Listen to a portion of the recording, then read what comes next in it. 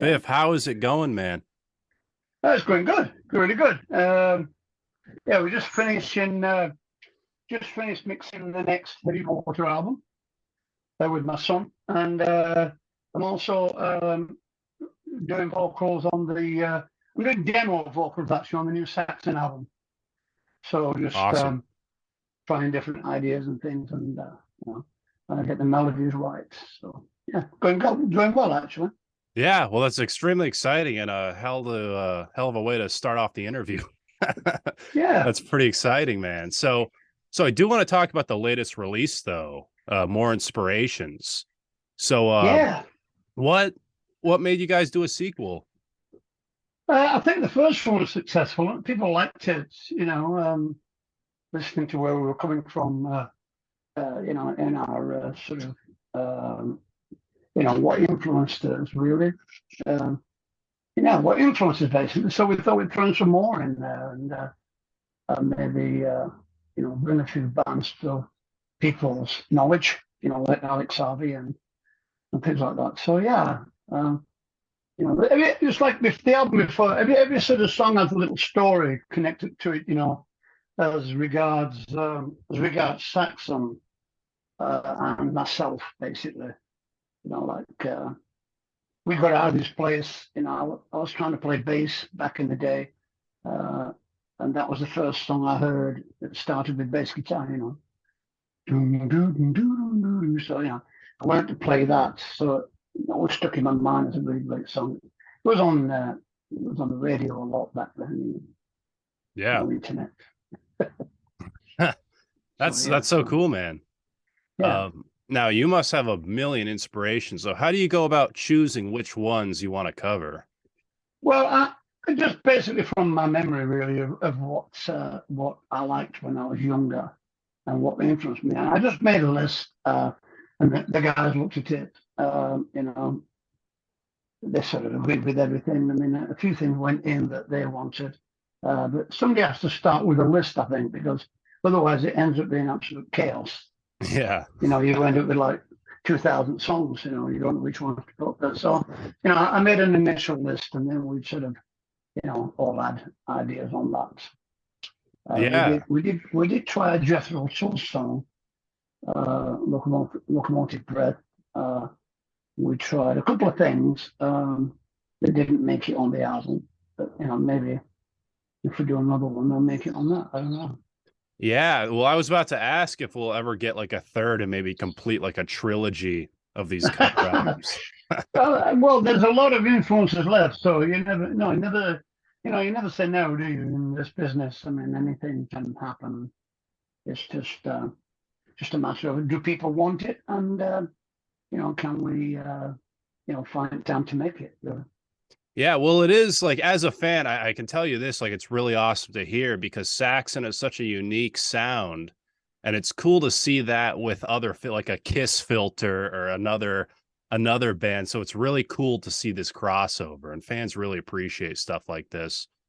I think it's interesting more than anything. I mean, obviously, we get the fun of playing these songs. Some of them we've never played before.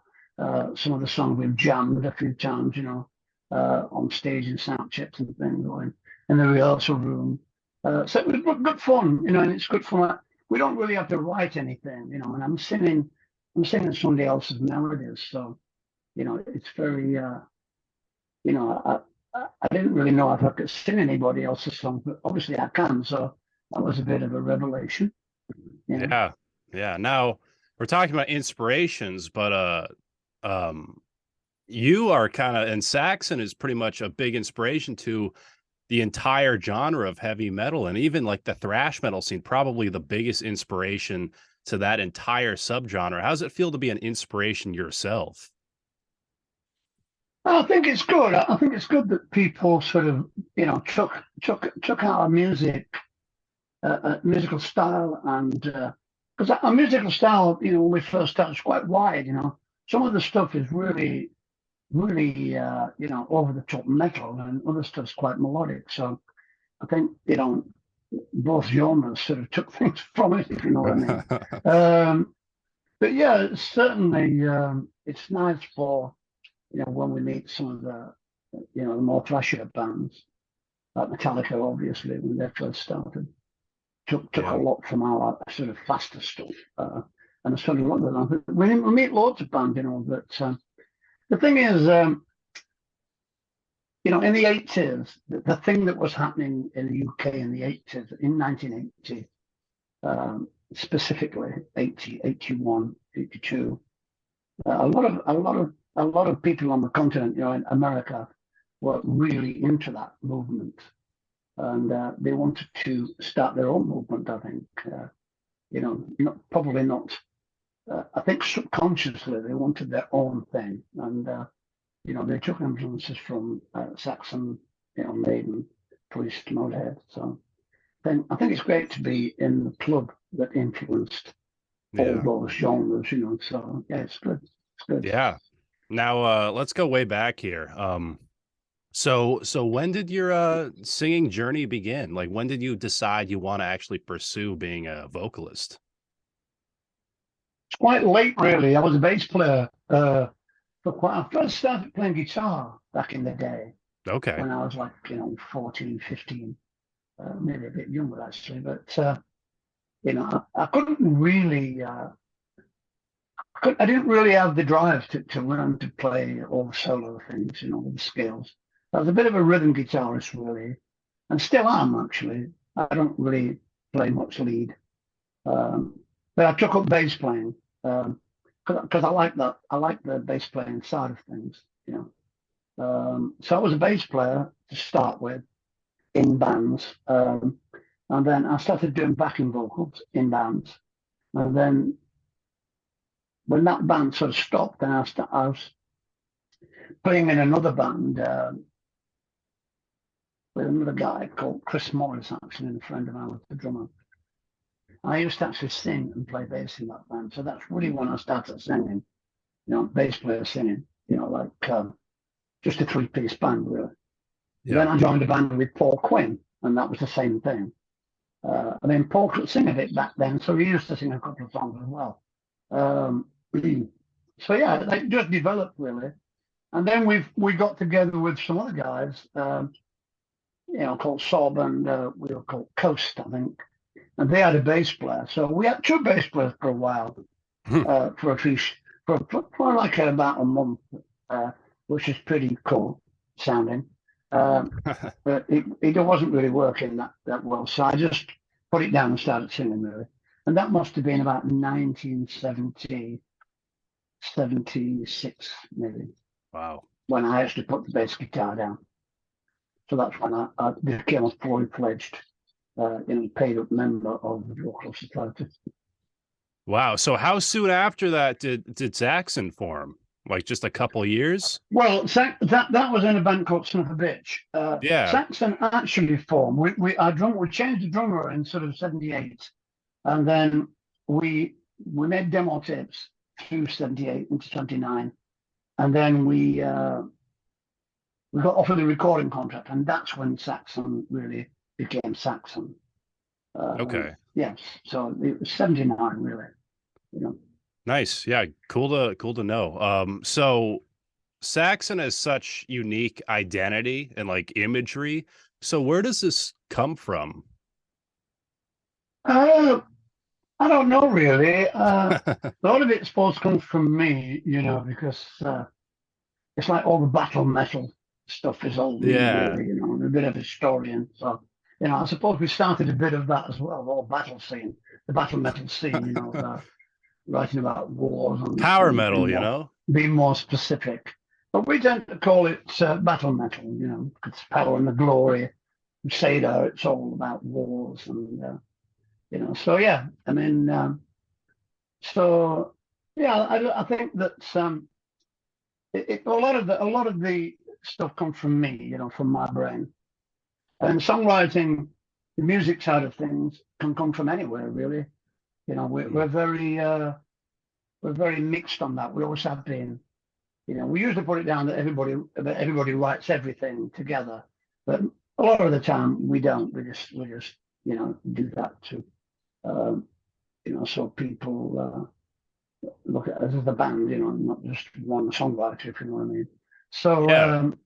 yeah, so it's pretty open, really. You know, sometimes the whole band writes the album, sometimes I write songs with somebody else, and you know, sometimes somebody writes a song and then plays it to me. So it's pretty the thing that you know, I remain in control of all the material and all the direction of the music now, because obviously I'm the only singer.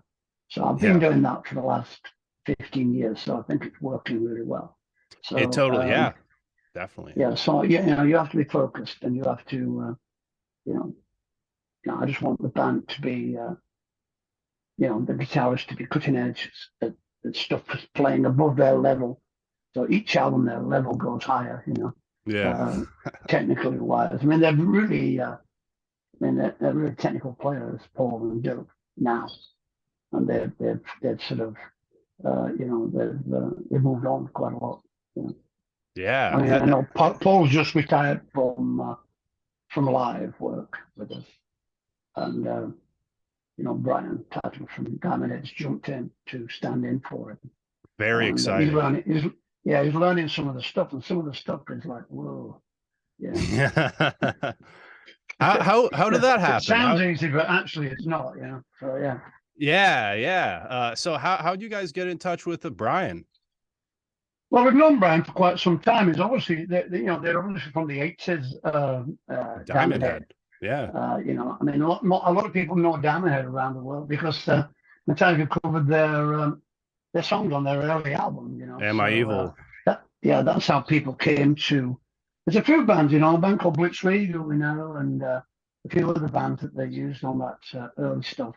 So that's really, you know, how they became to be known. That we knew them. I didn't even know Metallica covered any of their songs at the time. You know, we just knew them as another, you know, new wave of British heavy metal band around in 1982, 81. You know. Yeah. Cool. So yeah. So I just want to go back to what you were saying about like writing and everyone contributing. Has that always been the Saxon creative process of just? It hasn't. You know, no, it hasn't. It's just a bit of a mismatch. You know, people can write what they want. You know, I write songs sometimes. You know, on the guitar, or sometimes on bass, or sometimes on keyboards. And Nigel does as well, you know. It's not always the guitarists that come up with the riffs. It's sometimes, you know, Nibs writes a lot of riffs. It's very, you know, I get like, you know, I must get at least, you know, 10 or 12 riffs a month off Nibs. It's very sort of prolific. You know, that's not to say that we use them all. But, you know, there's a huge choice of things coming my way all the time. So I just pick and choose. I cherry pick. Yeah. What I perceive to be the best of them. So there's no, you know, it could be the band, it could be Nibs, it could be me and Doug, or me and Paul, it could be Nigel. I mean, an example on the last album, you know, Pilgrimage was mostly written by me and Paul, you know. And a couple of the songs, one of them I wrote with Doug, and a few of them I wrote with Nibs. So it's just, there's no set rules really. It's whatever is great, gets through.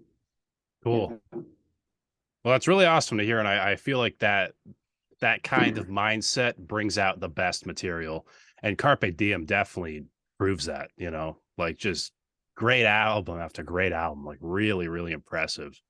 Yeah, I think the quality control is important. You know, I think you have to have, like I say, I think you have to have things that are traditional, and I think you have to have things that are pushing the envelope a little bit. You know, especially playing and stuff that maybe nobody else could probably write like that. You know, Carpe Diem, the track itself is very strange. Yeah. The way it goes back in and out of the key. You know, I mean, I remember Nibs. You know, I sent Nibs the vocal demo. He was like, "Why are you singing Carpe Diem and between the verses?" I'm going, because that's what it feels like to me. You know. So that it captured a lot of people's ears, and so that's what it's all about. And it definitely did, and that's really cool to hear from you. So I do want to go back. We were talking about some of the early days, and I'm just curious about this. Do you remember the first show Saxon ever played? The first show Saxon ever played as Saxon. As Saxon. Uh, it must have been. It must have been during the recording of that first album in '79. It must have been somewhere like. Must have been some pub somewhere or working men's club, probably in South Wales. Like we used to play in South Wales a lot, and in the northeast. So it must have been somewhere like Tony Pandy in South Wales or Sunderland in the northeast. One of those sort of venues. Yeah, it must have went smoothly just because of the experience you guys have all had in previous bands. So I Yeah, know, yeah. yeah. I mean, they were all sort of.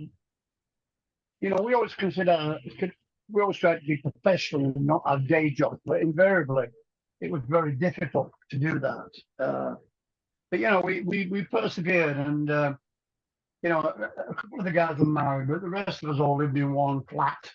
So it was all a bit, all the money got pooled into a pot, and we lived on that. So, but we hadn't really had any experience of doing big tours. I mean, the first big tour we ever did with Motörhead in 1979 on the Bomber tour. That was really the first time we played. We'd play, 3, 4 shows at the weekends, but we'd never done like 3 weeks of touring. Yeah, what was that like touring with Motörhead? Because I feel like you guys have totally different mindsets in terms of like you guys were more like tea drinkers and they were more like Jack Daniels drinkers. We did not to raise a bit of hell at times. I mean, the managers sort of went with the tea thing as a bit of a gimmick, I suppose, so we're a bit different than everybody else. But Motörhead was seasoned. They were seasoned sort of rock and rollers by the time we met them. But they were pretty cool, they kept offering us all sorts of strange things to eat and sniff and drink. So we tried a few things and not other things, but it was a great time. And they helped us out really big time. They took us under their wing. I don't know if Motörhead had a wing, but if they did, we were under it. So, yeah, we had good times with them actually, and we've stayed friends ever since then. And we always went out of our way to, party with each other and meet outside the touring. So it was pretty good. Yeah, it's interesting to hear how deep your relationship does go with Motörhead because you guys did do a tribute to Lemmy in 2018. They played Rock and Roll. That's right, yeah. That was a tribute to the early band, the one that we toured with, who's settling on with us now. But yeah, we were close with Motörhead, and because of that bonding process, and they did love us, they did love our music, and it goes a long way. It's more than just to be a support band, it was more of being friends with them. Yeah, very interesting to hear. So I do want to talk about your vocals.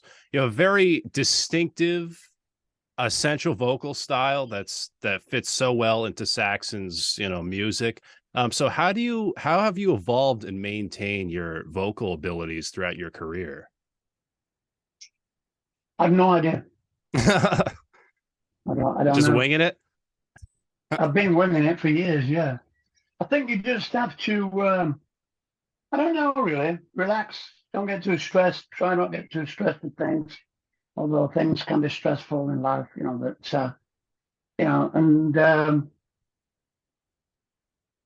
don't let. The thing is, if your voice does get damaged, then there's not much you can do about it. Luckily, my voice so far hasn't been damaged by too many things, like a lot of excessive, spirit drinking, hardcore drinking, hard liquor. That can mess up your vocal. I mean, I did smoke for quite a long time. I've stopped smoking, maybe 26, 27 years ago now. Wow. So my voice sort of came back again after that. Some of the early albums, I'm quite breathless, and my phrasing was quite short. Interesting. That smoker phrasing. Whereas now my phrasing's a lot longer. So it's better really. I can play with a vibrato a bit more because I'm in, obviously my lungs are in better condition and vocal cords are okay actually. Yeah, which not a lot of vocalists can say. It's usually the other way around with most Yeah. vocalists. But that's cool. That's cool. So I do want to go back. We were talking about early Saxon. So what was the writing and recording process like for that first record? Well, the first record we did, a friend of ours who I used to be in a band with a guy called John Verity. Me and Paul were in his band for a short period of time, and we became friends. But the band disbanded because he went to join a band called Argent. And the guitarist with Argent was a singer-songwriter, and he had a studio in Livingston in London. So we made the album there, and we made the album there. I think Lord Argent played keyboards on it, and, it was good. It was a good album, but it was very, very sort of a 70s album. Some bits of it were really metal, and like people didn't really understand that. There's a couple of songs on there, Standing the Highway, and things that are really frantic songs. And then there's some really sort of quite proggy things. So it's a bit of a mixture of the band and producer, working together. Yeah. So, Wheels of Steel is the album where we took control. Okay. Wrote what we wanted to write. Yeah, our influences, basically. You probably had a way bigger budget there too. Was it just a way better writing and recording process for that record? Wheels of Steel. Wheels of Steel. I would say it was a less. The thing is, when we the first album, we got signed to Trident Management, which was Queen's management. So we were quite well connected on that first album. We had a lot of interest in it. But the music was just a combination of songs we'd written over the 3 or 4 years previous to that. So the influences were completely different, if you know what I mean. Yeah.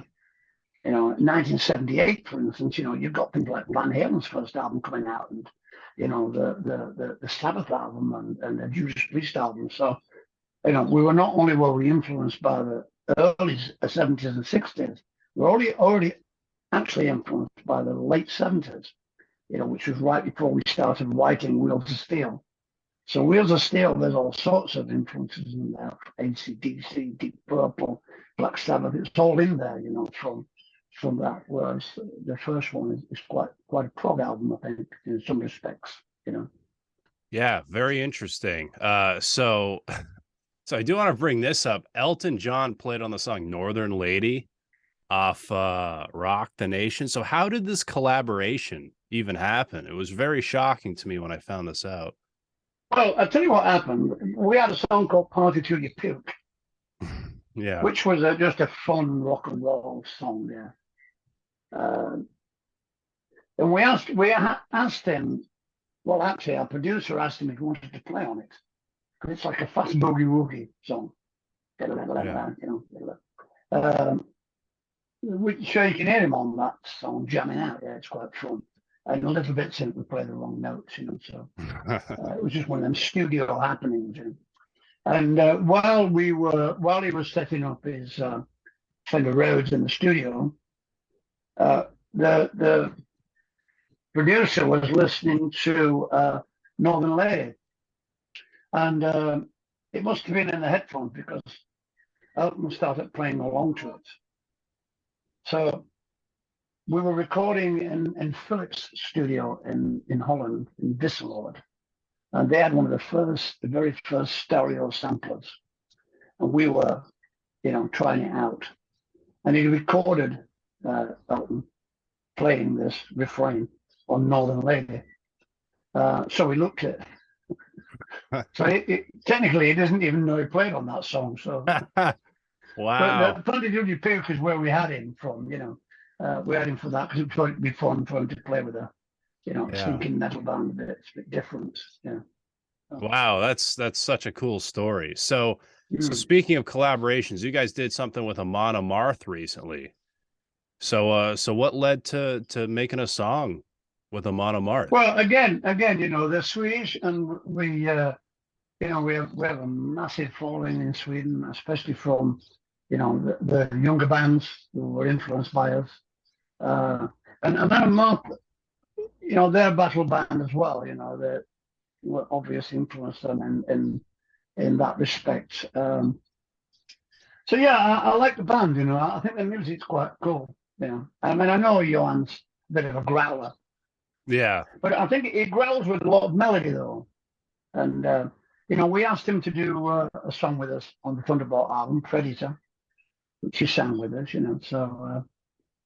So basically, I owed him a favor, and they got in touch and said, "Oh, we're doing this song called, Saxons and Vikings.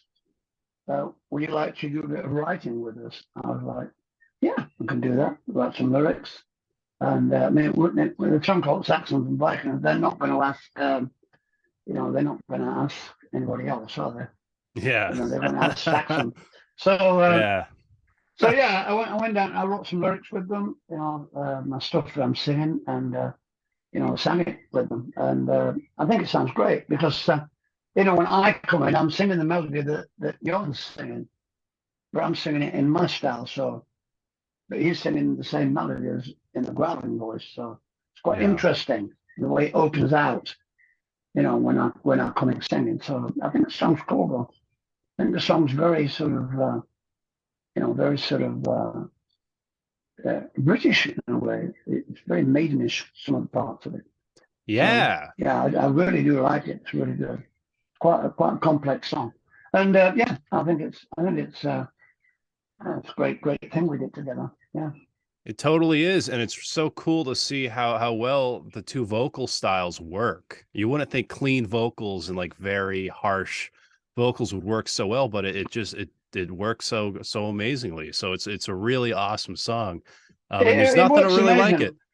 Yeah, it works amazingly because Johan is actually singing that melody, within his style, So I think that's how it works because I'm not really singing anything different than he's singing. It's just, an octave higher, obviously. And I'm able to have more vibrato because I'm not, I'm in full voice.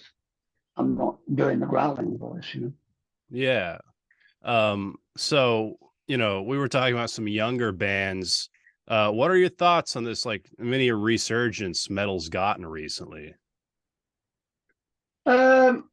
What bands are you talking about in particular? Well, even like Amon Amarth, they're not an '80s band, and they're doing big shows. There's a lot of metal bands out now, and there is a massive resurgence. Yeah, you're right. Yeah, there is. I mean, there's. I think Amon Amarth are one of the leading ones at the moment. They're doing really well, and I think it's great. Really, I think it's. I think the fact that we've carried on going through the ups and downs of the business, and we're still releasing great albums.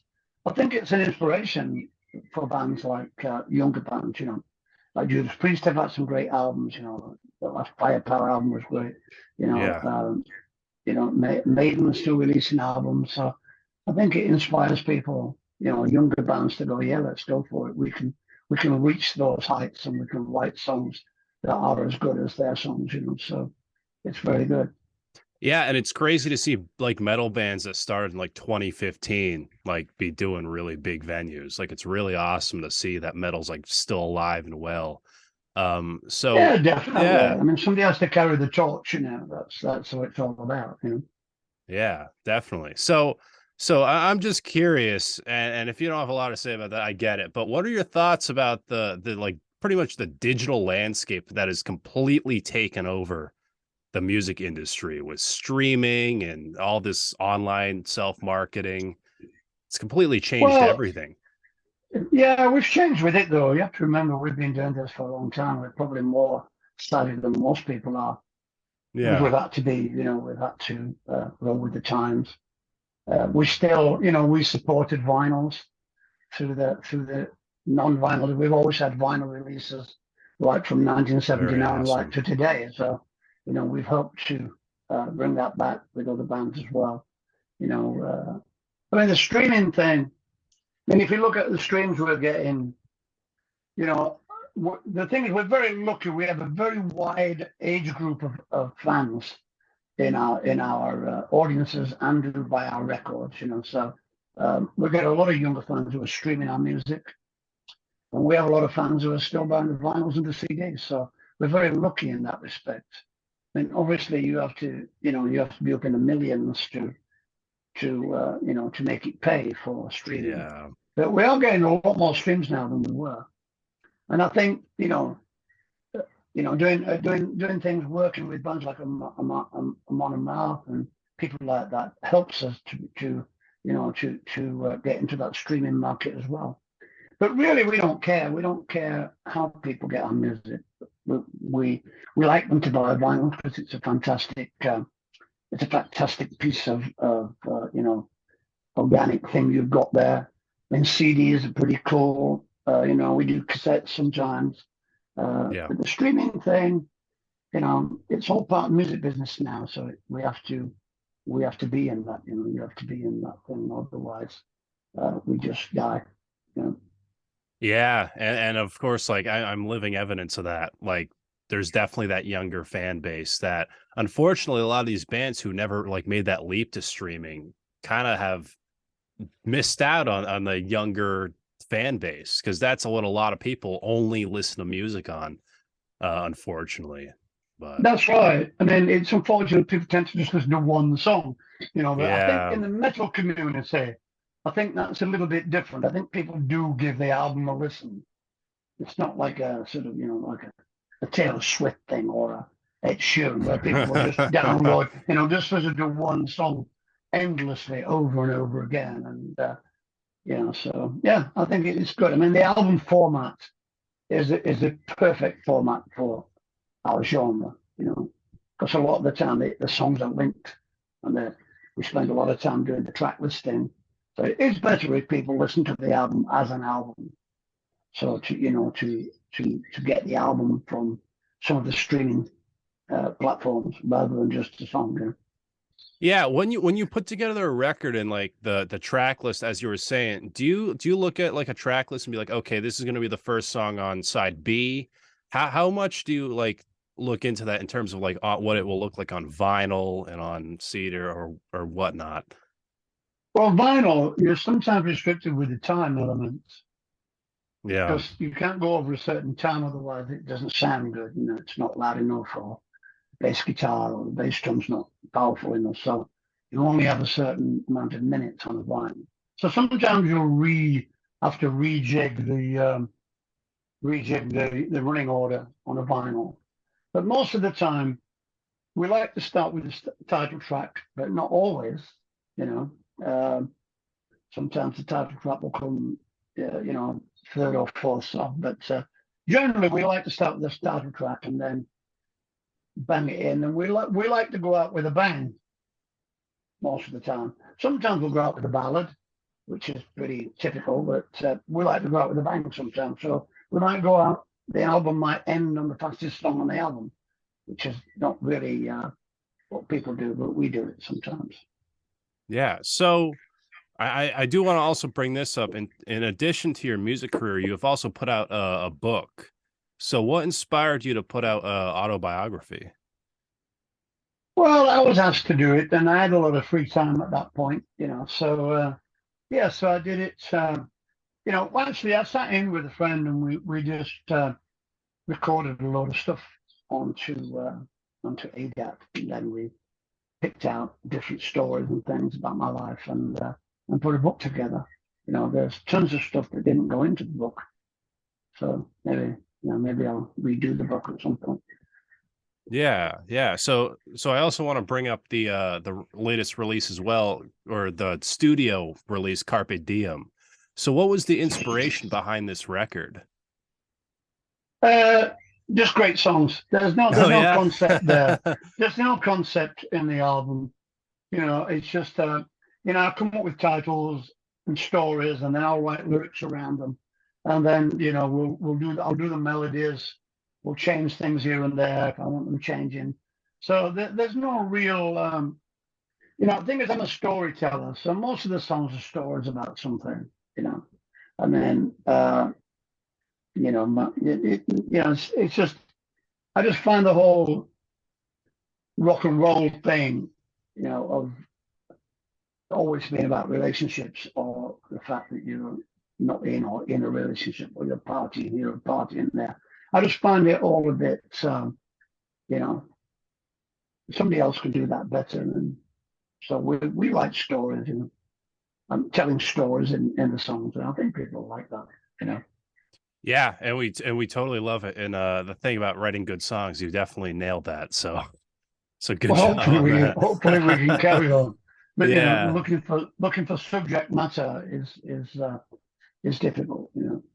So yeah. So as we wrap up here, I'm just so what can you tell fans about the future of Saxon? You kind of hinted at it a little bit earlier, but what can you share? Well, we've got some.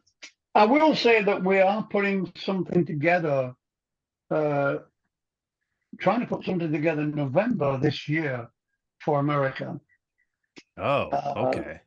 Whether that will include Canada or not is out of my hands, but hopefully, we're trying to put something together. It's been put together now, and if we've got time to put it together and put it on sale, then that will happen. But I can't tell you what it is because that would piss too many people off. Yeah. Well, I all I'm gonna say is that I'm really jealous. I missed that Uriah Heep Saxon tour. I thought that was so awesome. Yeah. So awesome. And then we are going out next year with it's Uriah Heep Saxon Judas Priest. So, yeah. That would be good. That would be good to go to America, definitely. Yeah. And the whole of America, not just United States, but the whole of it. Of course, that would be awesome. I'm here in New England, so totally would love to see you guys. Now, any talks on like a new record, any studio stuff, or is it just really focusing on touring? I'm about 7 songs in now of Tatler's lyrics and melodies. I'm just starting to do that. Wow. Now actually, just doing demos so the boys can have a listen to what the songs sound like now, and not just a few chords, drums and bass. So. Yeah, I feel like you guys are always working on something. Yeah, well, I think that's the best way to be, really. Because I'm at home now, so I get spent time with the family and the animals and things. So it's okay. I mean, I'll just go into a studio for 2 hours and work solidly, and then have 4 hours off, and then I do another hour. So it's quite easy to do when I'm lucky enough to have a place at home. I can do that.